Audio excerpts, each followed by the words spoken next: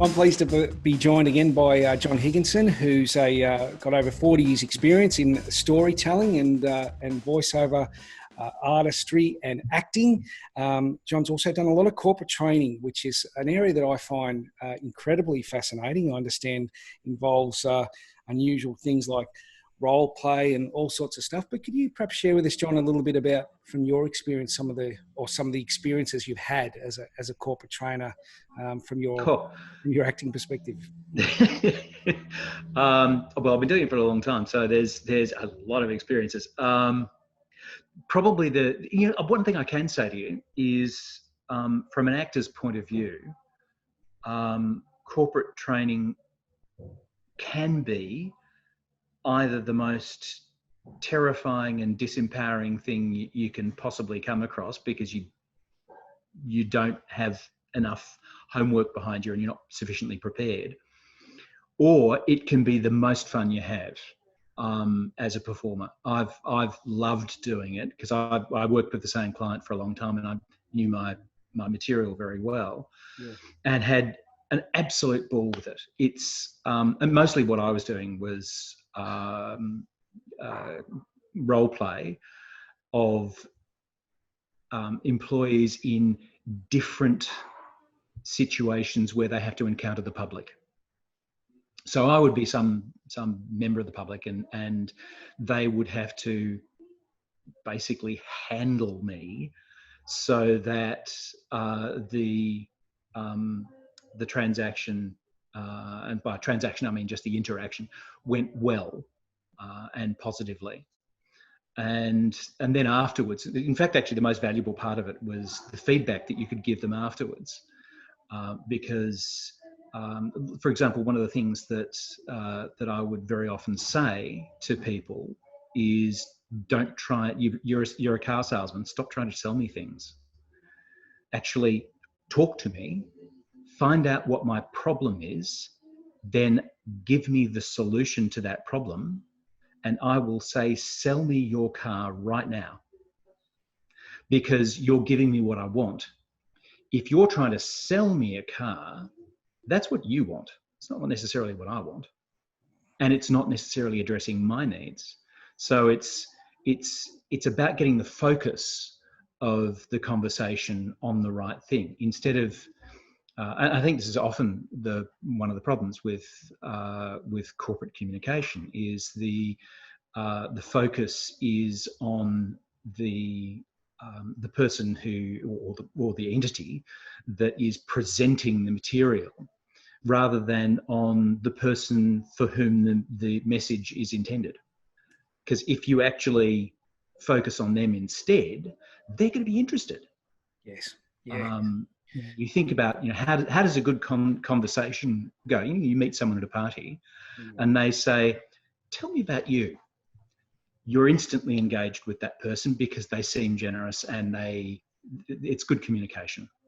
Yes. You meet the same person at a party and they say, right, stand there, I'm going to tell you a whole heap of stuff that may or may not be relevant to you. You're not going to enjoy talking to them or want to continue the conversation. So, and it's the same, human communication is the same on all levels, on corporate, personal, intimate, everything. It's all similarly structured, because communication is fundamentally, it's a part of our brains. So through those... That was a bit of a speech, wasn't it? That was fantastic. No. So through some of those role plays, of course, you, I imagine you're playing different characters. You're getting some of your other network of talented and experienced actors to come in and play different characters and stereotypes. What are some of the challenges you find with, I guess, in some of those role plays where people are either making assumptions about the person on the other side, and how do you play with that to try and educate them to not make assumptions one way or the other about someone based on either their dress or their presentation or their gender or their age or whatever factors it may be? I think that it's a good question. One of the things that you have to have in the first place is you've got to have permission from the client, obviously, to challenge people Yeah. in particular areas. So ideally, what they've done is they've given you a heads up first, but you've also got to build your credibility. I mean, one of the things that we used to do is we would do our role plays in groups of 4, and I would have 4 actors who would rotate through 4 groups of 4. So each group of 4, one person would see one of the actors, and then it would go to the next round, and another actor would come in and interact with the next person. So they're always a fresh person for them. So there's no assumptions, but they get to know the way we work as they're going. And very quickly, you find that you can build trust with the participants because they're seeing truth in what's being done and said. Frequently, people would say to us that, gosh, you're just like a customer. Well, of course, the thing is, we're humans. We are just like we are the customer. Yes. Because I don't have as much money as some of the customers that I was dealing with because it was a luxury brand. But there you go. Yes. Yeah. One of the things that you look to try and achieve with people is if you can identify the thing that is most likely, and it might well be, as you alluded to, it might well be sort of in some sort of slight incipient sexism or even racism that lies percolating beneath the surface. They may not think of. In fact, most people who are racist don't think of themselves as racist. Most people who are sexist don't think of themselves as sexist. They think otherwise. To actually show them that, what you just said, a little bit sexist. That's something that can be very, very illuminating for people because and we don't tell people those ugly truths very often. So being able to do it in a safe place, a safe space, is enormously useful. I think I had one guy react poorly out of the 15 years I've been doing it. I've had one guy react poorly. But he didn't hit me. He just thought about it. But so it's nice to hear. So effectively, people are getting to experience a process themselves in the company. So that might be the sales process that they go through, and also see themselves back and be coached through that in a positive light, so that they can actually self-correct as well, which is I find to be a very deep way of learning and understanding. Absolutely. Well, we used to film everything.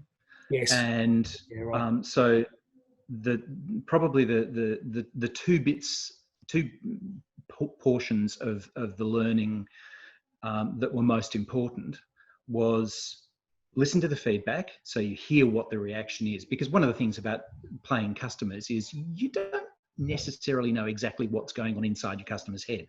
When you do this stuff, the customer then comes back to you and tells you, this is what I was thinking when you said that, which is enormously helpful to get. So there's that information, but then watching the video back and seeing this is the visual cue for what the actor just told you was being thought.